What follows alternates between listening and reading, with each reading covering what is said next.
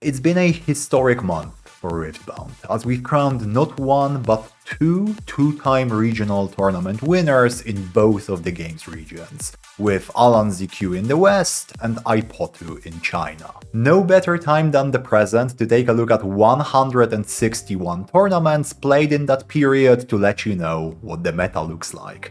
I'm Simon from Games Deconstructed, and let's get started. And to start us off, here's the overall top 8 legend representation across all the events in our sample. 13% of top 8s go to Proving Grounds Master Yi, 12.5% Irelia, 11% Diana, 10% LeBlanc, 5% Vex, Azir and MF, Sivir, Lilia and Fiora between 3 and 3.5%, and that's followed by 13 additional legends over 1% representation. 38 legends overall from 40 available in the format appear somewhere on this top 8 list, with Lux and Rumble missing from our sample. If you've been able to top 8 on either of these legends, let me know in the comments and I will issue a formal apology.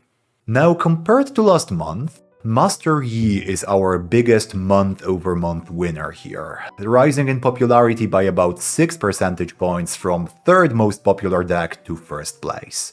Diana experiences a similar scale of growth, though from a lower floor. She has more than doubled her top 8 representation as a result.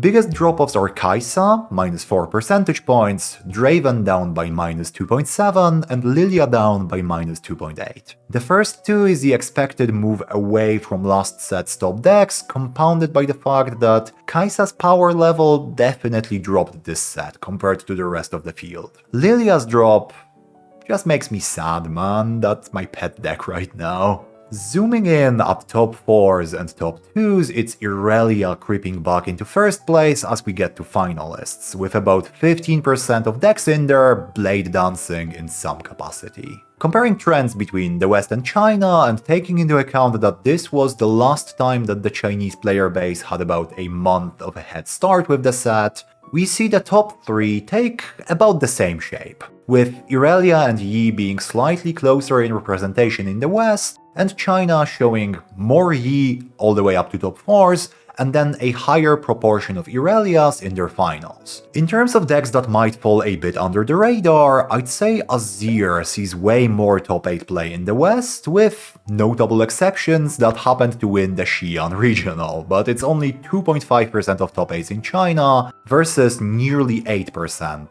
in the West.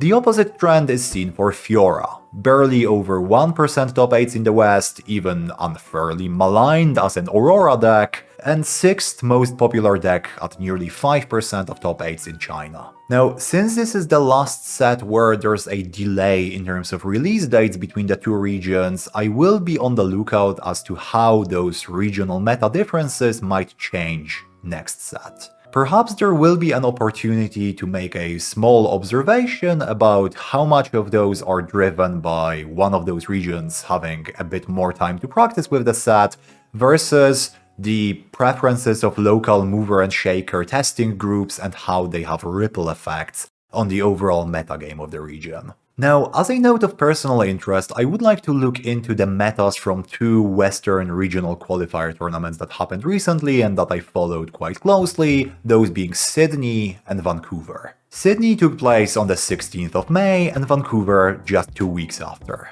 That's enough time for small adjustments to the meta to hit, but we have to keep in mind that A, it's not really a lot of time, and B, it's the opposite side of the world, so it's a different set of players taking part in this event, and the meta will be shaped by their preferences as much as it is by results of past events. So first of all, the meta at both of these regional qualifiers is impossibly varied. Both events had all 40 legends represented. And the immediate place to go to mentally when it comes to reasons for that diversity is best of metal cards.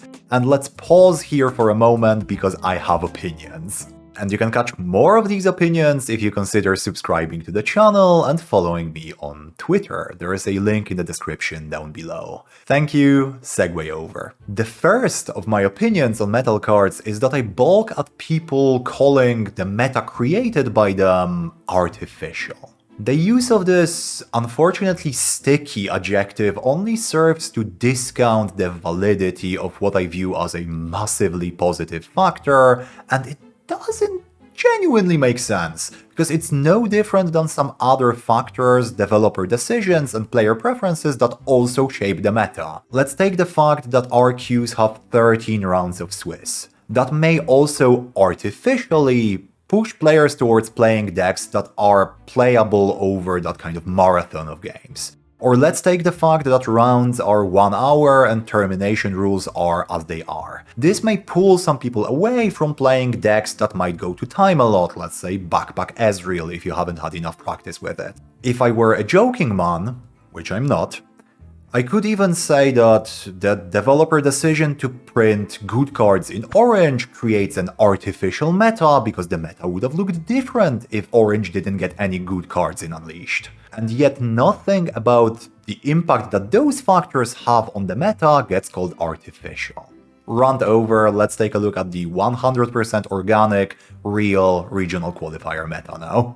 A marked difference that I would attribute to the impact best ofs might have is that they boost the popularity of those lower tier legends incrementally. They don't create the opportunity for them to exist, they don't bring them from 0 to 1, they just slightly boost their appearance rate.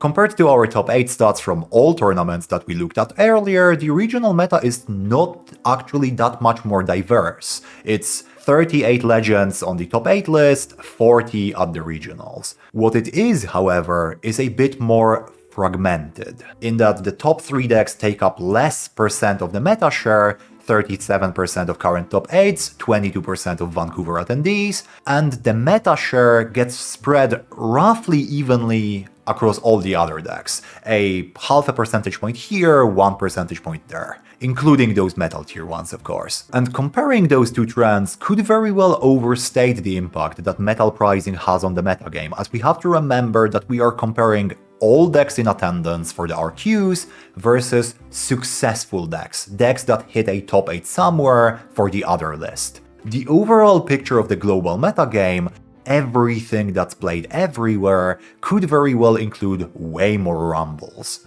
Now, comparing the two events specifically, we see slight boosts to the popularity of Sydney finalists, Sivir and Irelia at Vancouver. Diana gets boosted to top 3 as well, but interestingly LeBlanc doesn't drop off by that much at Vancouver compared to Sydney, despite its unimpressive conversion rates at the earlier event.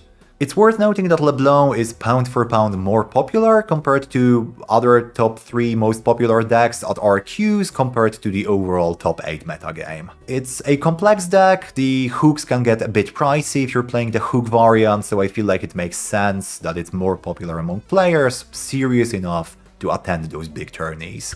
Another interesting trend that I can't quite understand is the decent popularity of Pyke at Vancouver, especially combined with his absolutely abysmal conversion rate to day 2. Seriously, Lux and Darius outperform him on that metric. Now, I could see a world in which good Draven/Annie players decide to pick Pyke for the best of and play the same purple-red good cards that they would in those decks, kind of like one would approach playing Jinx in Spiritforged, but it still happened at a surprisingly high rate. Looking at conversion rates for Vancouver, there is a couple interesting points in there. Irelia is both the most popular deck and converts to day 2 at the highest rate, over 32% conversion rate. This solidifies Irelia as probably the number 1 contender for the strongest deck in the format, but looking at our top 8 for the event, the margin by which it might be that strongest deck is so small.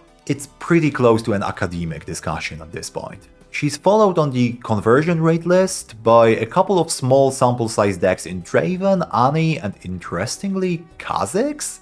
And then another popular deck in Origins Yi as the gatekeeper of 25% plus conversion rates. Now, LeBlanc and Sivir don't necessarily convert to the level that their placement in popular tier lists would predict, appearing somewhere in the middle of the pack. For LeBlanc, I'm sure there is an argument to be made that the deck is complex, and some of the 100 players who brought her to the event might have broken their hands day one on that complexity. Overall, we are in a madly varied meta, where if you had me guess which legend won my local skirmish, I could see myself needing more than 5 guesses. If you have some secret sauce that you would like to share with the community, maybe you believe one legend or a card in a certain deck is way overrated or underrated, I very much welcome those comments. Otherwise, thanks a lot for watching, I'm Simon from Games Deconstructed, and a special thank you to the Patreon supporters over on patreon.com/gamesdeconstructed, especially Andrew Gross, Jakub Burdun, and Michał Gawarkiewicz. Thanks a lot for watching, and I hope to see you in the next one.